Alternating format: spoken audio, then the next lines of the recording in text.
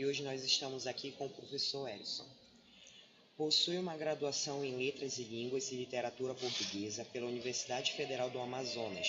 Se formou em 2008. O professor do ensino médio, tendo atuado na Escola Estadual Professor Rui Alencar, no período de 2010 a 2014, e atualmente na Escola Estadual de Tempo Integral Professor Engenheiro Sérgio Alfredo Pessoa Figueiredo, em Manaus, Amazonas. Também atuou na área da saúde pública na Secretaria Estadual de Saúde e na Fundação Dr. Thomas, pela Prefeitura de Manaus. Também atuou na área habitacional pela Secretaria de Habitação do Estado do Amazonas. Professor Elis, a gente vai lhe fazer agora umas perguntas, começando pela Stephanie. Bom dia, meu nome é Stephanie, eu vou fazer algumas perguntas para o professor Elis. O que o senhor acha da nossa escola, primeiro? O que o senhor acha da nossa escola? Em que sentido? Na educação, assim, o que o senhor acha da nossa escola na educação? Acho que a educação no SET, Sérgio Pessoa, ela tem avançado. A gente começou a escola iniciou-se em 2013, já se iniciou num nível, os alunos que ela recebeu eram bons alunos, em 2013. E aí a equipe de professores, o corpo de professores também era muito dedicado nessa época. E a escola foi avançando, ela foi se organizando melhor.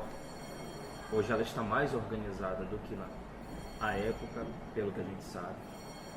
Eu cheguei aqui em 2014 e a gente vem melhorando cada vez mais no sentido de oferecer para o aluno uma educação melhor. Isso vai desde a administração até o corpo de professores. Hoje, a gente pode dizer que a nossa equipe de professores está completa. Até o ano passado, nós tínhamos falta de professores em sala de aula. Faltavam 2, faltavam 3 professores. Hoje nós não temos isso. Na maioria das turmas, não falta professor. Por exemplo, lá no ensino médio, todas as matérias têm professor. E a gente não está tendo o que ocorreu no ano passado.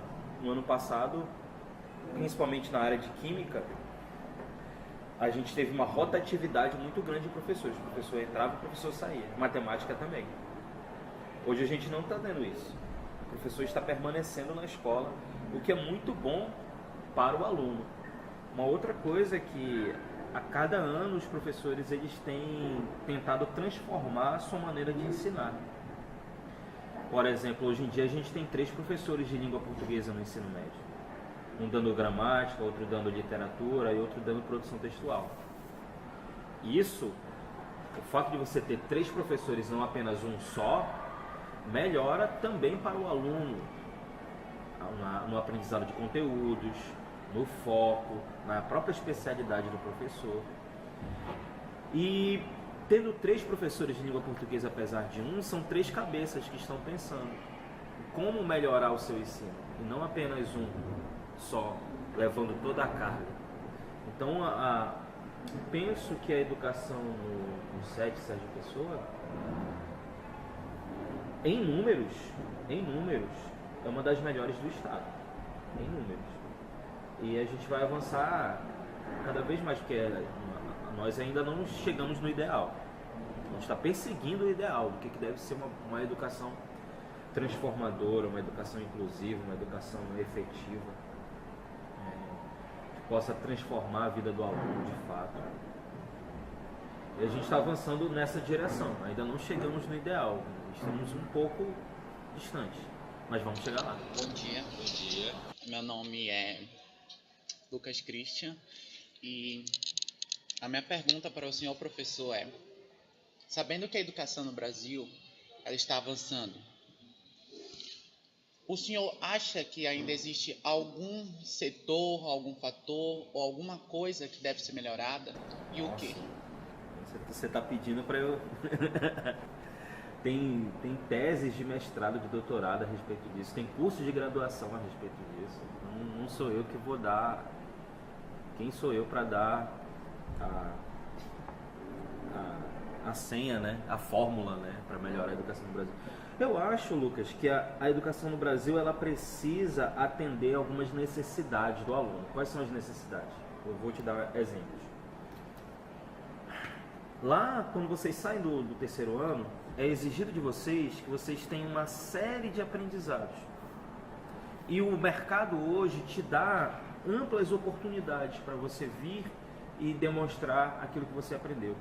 Só que, de certa maneira, a escola como um todo, não só o SET, aqui, nós aqui somos apenas um reflexo do sistema. Mas a escola como um todo, brasileira, ela precisa aprender de fato o que significa transformar socialmente a vida do aluno e também incluí-lo no mercado de trabalho. Ou seja, o que falta para nós enquanto escola? Faltam disciplinas como o aluno sai do ensino médio e não sabe como abrir uma empresa. Não sabe o que ele precisa para abrir uma empresa. Ele sai do ensino médio sem saber quais são as leis de trânsito. Ele sai do ensino médio sem saber como praticar primeiros socorros.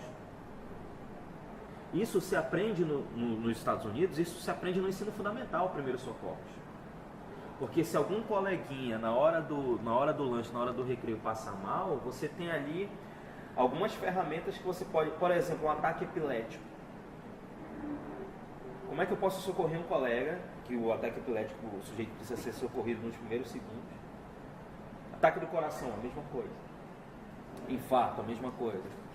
Então, existem coisas que a escola precisa ensinar, que a escola brasileira precisa ensinar, que ainda não foram empregadas, que precisam ser empregadas. Por exemplo, na parte de arte e cultura, a gente tem avançado. A escola brasileira é muito forte em danças, que é uma coisa muito boa. Mas falta ainda na parte cultural.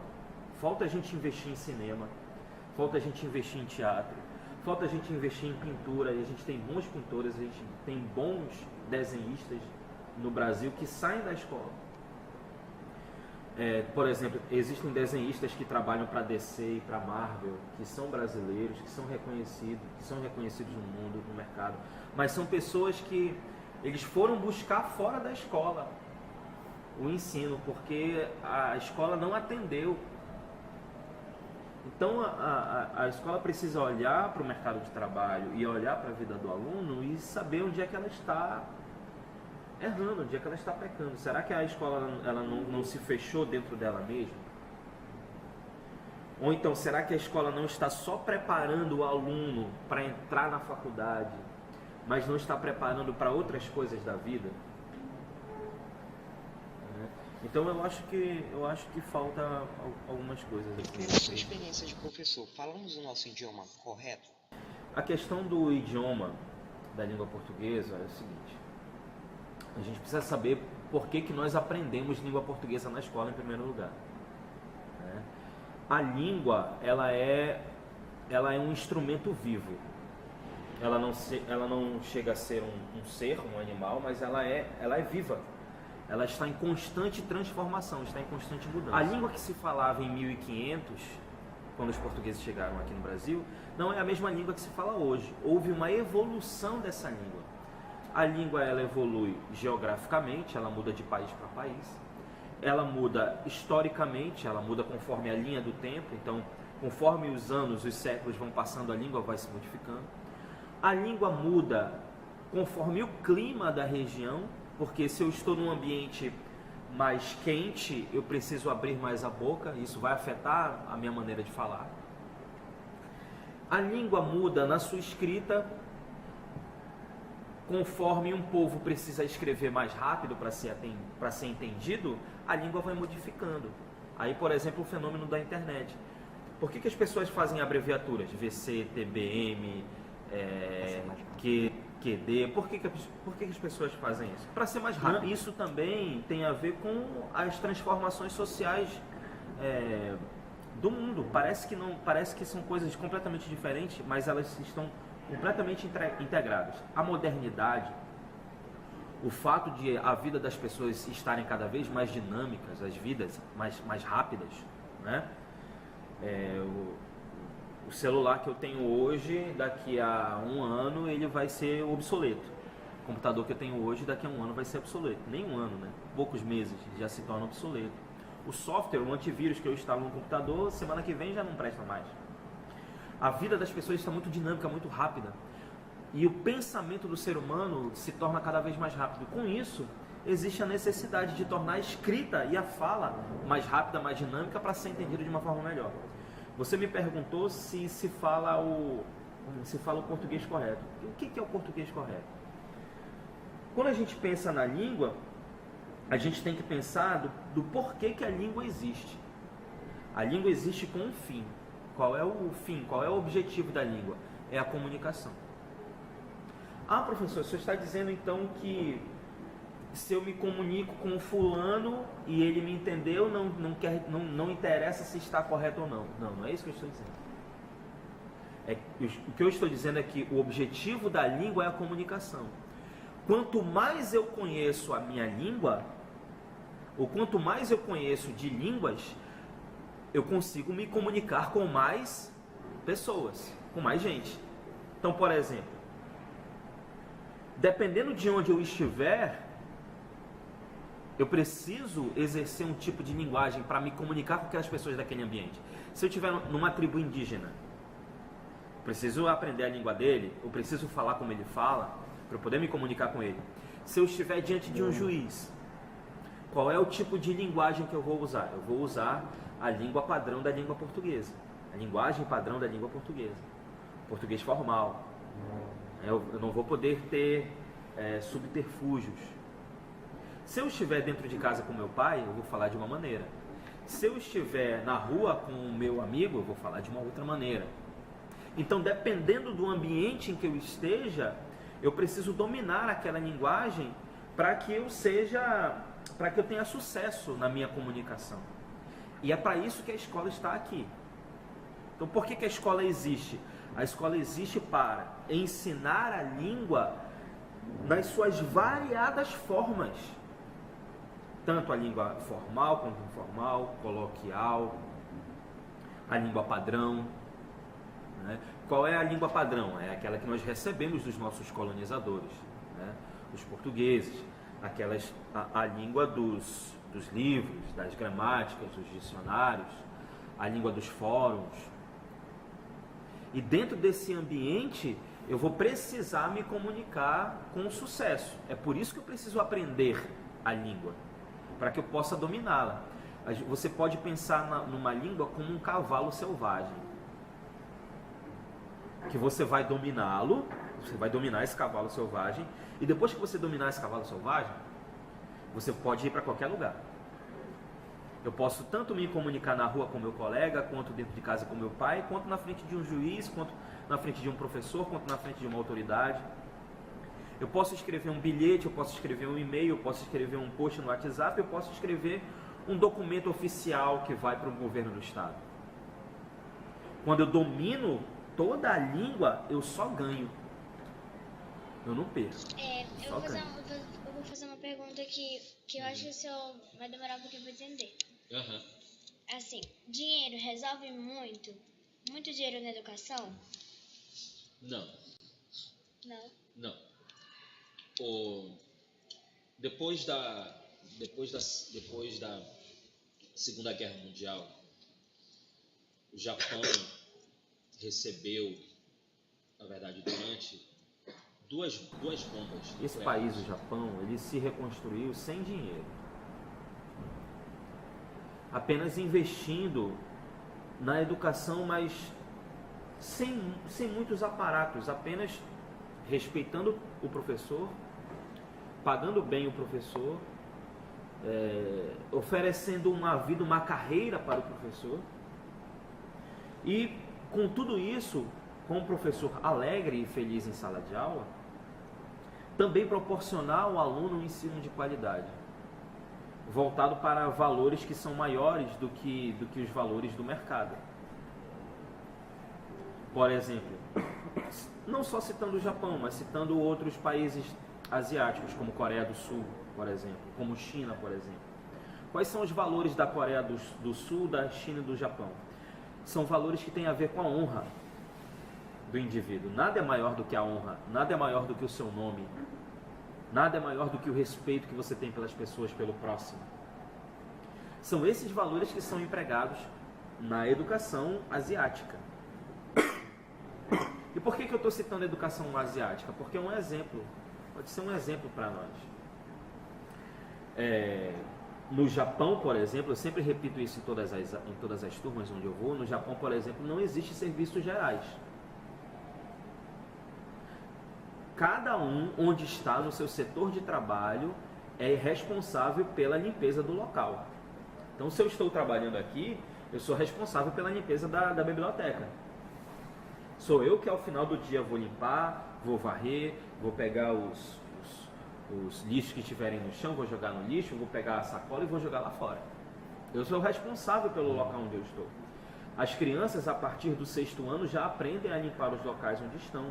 A partir do 7º ano, as crianças no Japão já limpam o banheiro da escola. Mas isso não como humilhação, é como uma disciplina, é uma matéria. A ordem, a limpeza é uma matéria, são uma matéria. Tem nota. E isso incentiva o ser humano a melhorar enquanto pessoa, porque ele vai se tornar um ser humano melhor, mais responsável. E aí você me perguntou sobre o dinheiro. Quando a escola brasileira tiver valores, não precisa copiar ninguém, mas quando nós tivermos valores que vão acima da competição, acima do nosso orgulho, acima do nosso ego, acima da nossa vaidade. Porque o nosso problema, muitas vezes, é que a gente quer ser melhor do que os outros. Muitas vezes a gente quer ser melhor do que os outros. E a gente perde o que de fato importa na vida, que é você ser companheiro das pessoas, ajudar as pessoas. Se eu ajudar o Lucas, vai crescer eu e ele. Nós dois vamos melhorar. Se eu quiser me ajudar sozinho, muitas vezes eu não vou conseguir, mas eu vou crescer sozinho e ele não vai crescer. A sociedade não vai crescer, a escola não vai crescer, o bairro não vai crescer, ninguém vai crescer, porque todo mundo está pensando só em si. O problema do dinheiro não é o dinheiro em si, é como ele é administrado. Então, o que falta para nós, eu acho que são valores da sociedade. A escola só vai mudar quando a família brasileira mudar. Quando a família brasileira mudar, aí é que a escola vai mudar, aí que a sociedade vai mudar, aí que a política vai mudar. Vocês viram que mudou o governo, mas parece que não mudou muita coisa. Voltando agora um pouco para a penúltima pergunta. Muitas pessoas de outros países, elas desenvolvem uma certa dificuldade no processo de aprendizagem do nosso idioma, da nossa língua. O senhor, como professor de português, formado em língua portuguesa, o senhor acha que a nossa língua ela é complicada de se aprender? Ela é difícil de se aprender? De certa forma é para pessoas que vêm de uma outra origem linguística, por exemplo, os anglo-saxões, por exemplo, as pessoas de língua inglesa, os nórdicos, por exemplo, que são pessoas que têm uma origem linguística diferente da nossa. A nossa língua veio do latim. E as línguas que vieram do latim, por exemplo, italiano, francês, espanhol, são línguas que têm uma mesma origem, que vem de uma língua só, que é o latim, que gerou todas essas outras. E para essas pessoas, essas línguas são mais fáceis. Por exemplo, é mais fácil para a gente aprender espanhol. É mais fácil para um italiano, para quem nasceu na Itália, fala italiano, aprender francês. Porque são línguas comuns, são línguas primas, que utilizam o mesmo alfabeto fonético, a mesma articulação de sons. A gente gera os sons no mesmo lugar de articulação. É diferente das línguas de origem anglo-saxã e nórdicas. São línguas que vêm de uma outra origem, não do latim, mas de uma outra origem. E que tem outros lugares de articulação, que falam de uma outra maneira, que pensam a língua de uma outra maneira.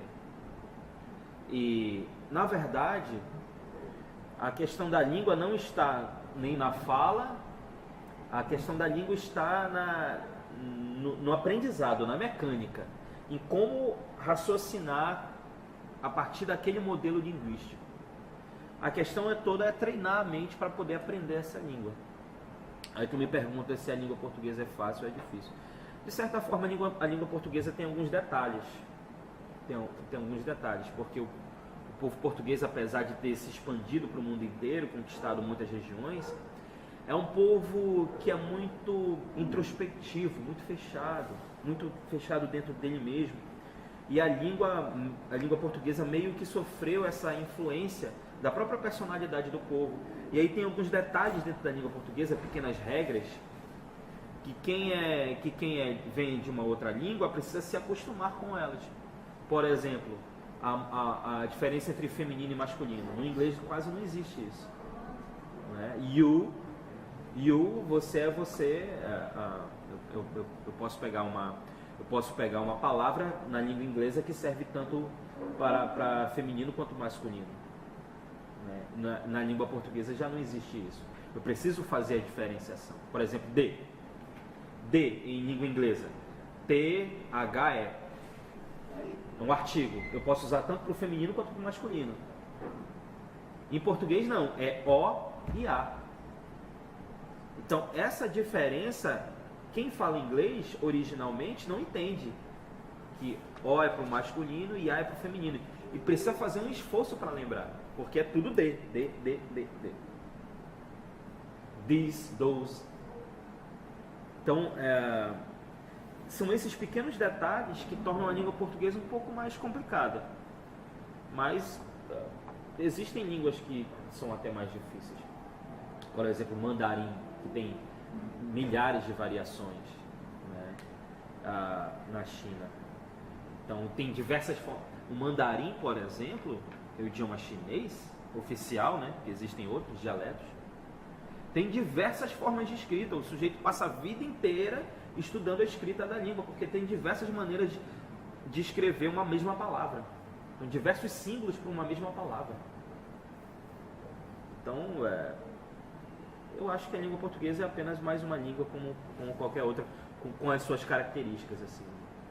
Não classificaria como uma língua difícil. Não. Se o único professor não pode nos ensinar todas as matérias, então como você espera que o único estudante saiba todas as matérias? Essa que é a questão. É por isso que as matérias são segmentadas. No início da educação, como os teóricos pensaram a educação como ela é hoje, você observa que existe uma diferença entre matérias exatas e matérias humanas. Quais são as matérias exatas? Física, matemática, química, são matérias do pensamento lógico, do raciocínio lógico. E existem matérias que são humanas. Por exemplo, a mais velha de todas, filosofia, português, literatura, história, geografia. São matérias de origens diferentes. O que acontece com a escola?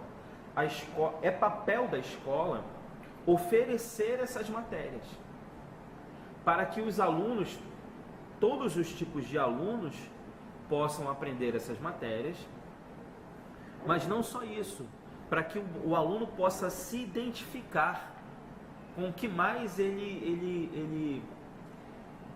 qual é o tipo de matéria que ele mais se aproxima, que ele mais gosta, que ele mais sente interesse, que ele mais se sente motivado, e ele possa no futuro, quando ele for para a faculdade, por exemplo, ele possa escolher entre matérias humanas e matérias exatas, entre direito ou matemática, entre medicina e língua portuguesa, por exemplo. É tarefa da escola, é papel da escola oferecer as matérias. A escola sabe que o aluno não vai ser bom em tudo. A escola sabe disso, a gente sabe disso, que o aluno não vai ser bom em tudo. Só que o que acontece? Por que existe essa cobrança de que o aluno, apesar da gente saber que o aluno não vai ser bom em tudo, por que a gente cobra que o aluno seja bom em tudo? Porque se ele for bom naquilo que ele é ruim, ele não vai enfrentar dificuldades grandes lá fora de aprender coisas que para ele vão ser difíceis. Você está entendendo o que eu estou dizendo? de uma certa maneira, a escola é um treino para a vida. É um treino para a vida. E a gente está aqui oferecendo todas as matérias, mas a gente sabe que vai ter determinados alunos, por exemplo, que vão ser bons em física e não vão ser bons em história. Que vão ser bons em matemática e não vão ser bons em sei lá, em geografia. Isso é normal que aconteça. Isso é normal. Mas, assim, citando o meu exemplo, na época que eu estudava, eu era bom em matérias humanas, em história principalmente, em geografia, em literatura e língua portuguesa. Eu era péssimo em matemática. Então, em matemática, por exemplo, eu estudava para passar. Eu sabia qual era a média da escola. Na época, a média da escola era 7 pontos. E eu estudava nessa escola. E eu estudava unicamente para passar. Então, em matemática, E até hoje. Mas eu sei fazer contas, eu sei equações de primeiro grau, eu me lembro de fórmulas até hoje. Se eu precisar utilizar, eu as utilizo. Eu preciso aprender a calcular o meu imposto de renda, o meu salário, preciso aprender qual é a porcentagem da fatura do meu cartão de crédito que eu utilizo para pagar minhas contas. Tudo isso envolve o ensino da matemática. Quando eu vou construir alguma coisa lá em casa, uma parede, alguma coisa, eu preciso fazer um cálculo matemático para calcular quantos tijolos eu vou precisar, para calcular quanto de material, quanto de areia, quanto de cimento, quanto de seixo eu vou precisar para construir alguma coisa. E tudo isso passa por cálculos matemáticos. Se eu não tivesse aprendido matemática, mesmo sendo ruim na matéria, eu não poderia utilizar na minha vida hoje e eu não saberia nada, eu teria que precisar de alguém para fazer isso por mim. Vocês estão entendendo? Então, mesmo que eu não seja o melhor da matéria, eu preciso aprender, porque em algum momento da vida eu vou utilizar aqueles conhecimentos. E mesmo que eu não utilize, hoje eu tenho uma filha e ela vai me perguntar coisas enquanto ela estiver estudando. Papai, você sabe isso? E se eu souber, melhor. Porque eu vou poder ajudar. Essa disciplina é valorizada? Se não, o que precisa mudar? É outra pergunta de meia hora para responder. Se a disciplina é valorizada. Eu acho que a disciplina ela tem o tempo necessário para ser empregada. É a disciplina com mais tempos, com mais períodos em sala de aula, é a língua portuguesa. Então, nem a matemática dá tanta aula quanto o professor de língua portuguesa dá. Isso é positivo, porque dá mais tempo para a gente trabalhar. Mas eu acho que não só a minha matéria, como eu estava falando para vocês agora há pouco, eu acho que existem algumas coisas da educação brasileira que precisam ser reformuladas. Por exemplo, às vezes existe um excesso de burocracia, um excesso de coisas para a gente preencher, que travam o nosso trabalho, né? E às vezes uma série de exigências de coisas que acontecem fora da sala de aula, né? Programações e outras coisas que vêm para tirar o foco às vezes do aluno, de sala de aula, do aprendizado.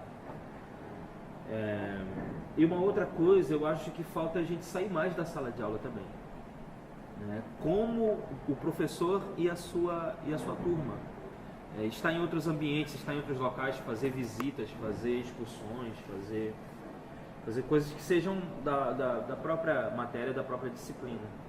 Eu acho que falta essa dinâmica, né? Falta essa dinâmica. E eu acho que o professor, não custa nada o professor ouvir o aluno, porque o aluno tem conteúdo, o aluno tem opiniões, principalmente aquele aluno que é crítico, que está pensando na educação de uma forma que ele possa aprender melhor. Às vezes tem tantas ideias que os alunos trazem para mim e que eu aproveito em sala de aula, que são extremamente positivas. Então tem diversas formas de você melhorar o teu ensino, né? Agora, com relação à valorização, eu acho que a carreira do professor no Brasil é que precisa ser valorizada. Não só no salário, mas também no respeito, em uma série de outras coisas que falta a gente mudar. Mas aí a gente volta para a questão dos valores da sociedade. Enquanto a família não mudar, a sociedade não vai mudar.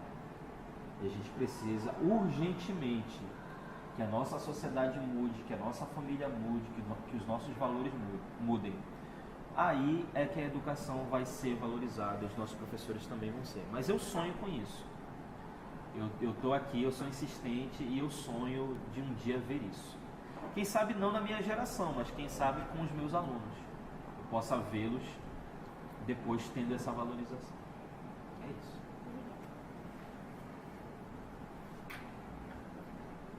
Bom, professor, a minha posição final não é assim uma pergunta. É pedindo que o senhor, pensando nos alunos que vão fazer vestibular esse ano, ou que vão começar a fazer processo seletivo, PC, CIS, várias provas. Então, gostaria que o senhor desse algumas dicas para esses alunos. A dica é uma só. A dica é uma só. É o conselho de Jesus. É o conselho de Jesus. Quem quer ganhar a vida, perdê-la. Quem quiser ganhar a vida vai ter que perdê-la. Então, nessa fase que a gente está passando por diversos exames, provas e tudo mais, são fases decisivas na vida. E nesse momento a gente não pode perder o foco. A gente não pode perder o foco. E nada pode nos distrair. E a gente quando a gente é jovem, a gente perde o foco muito fácil nas coisas. A gente se desvia a atenção de uma maneira muito rápida. E para isso a gente precisa saber o que a gente quer. A gente precisa planejar o nosso futuro, sonhar com esse futuro, saber que esse futuro é possível para mim, porque eu sou um ser humano, eu tenho inteligência, meu cérebro é normal, não tem nada errado em mim. Então o que falta? Sentar, ter esse foco e permanecer. Que seja um ano, que sejam 2 anos com 100% de energia voltada para aquilo, porque o resultado vem. O resultado vem. E quando vem o resultado, a alegria é imensa. Então o conselho é um só, é não perder o foco daquilo que você está fazendo. Então se o meu objetivo é tirar boas notas no CIS, no PSC, no Enem, eu vou estudar para aquilo, eu vou estudar 80% do meu tempo, 90% do meu tempo, 100% do meu tempo. Depende do que eu quero para mim, se eu quero medicina, se eu quero direito, se eu quero engenharia, depende daquilo que eu quero. Então, é isso. Não há outro tipo de conselho melhor do que isso. A pergunta que eu queria fazer para vocês é se vocês estão felizes. Sim. E o que pode tornar a experiência de vocês na escola mais feliz? O reconhecimento das coisas que a gente fez. O que mais? Pode falar. O que pode tornar a tua vida aqui na escola mais feliz, mais alegre? O que a escola pode fazer? Eu acho que sim, reconhecimento, eu concordo, mas eu também acho que as aulas elas deveriam ser mais, vamos dizer assim, mais dinâmicas, dinamizadas, pelo simples fato de as aulas chamarem mais atenção para os jovens, como exemplo de um curso preparatório. Lá eles têm uma aula toda voltada para a linguagem jovem, sabe? E sem perder o foco da educação, eles conseguem dinamizar bastante a aula. Na nossa escola tem alguns professores que fazem isso. Levam vídeos, levam coisas, mas tem outros que não.